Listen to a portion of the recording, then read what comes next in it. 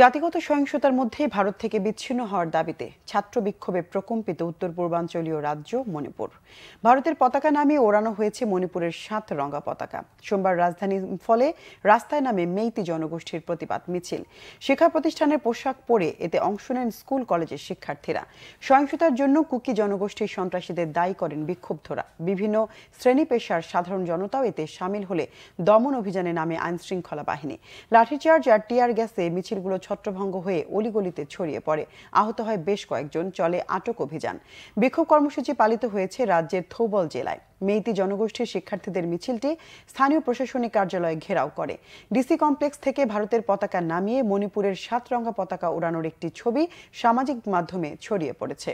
যুক্তরাজ্যের লন্ডনে এই সংবাদ সম্মেলন করে মণিপুরের স্বাধীনতা ঘোষণার একটি খবরও রবিবার সামাজিক মাধ্যমে ব্যাপক আলোড়ন তোলে। এদিকে সোমবার সকালে ইম্ফলের পশ্চিমের জেলা শেকমাই থেকে সাবেক সেনা সদস্য সহ 3 জনের লাশ পাওয়া গেছে।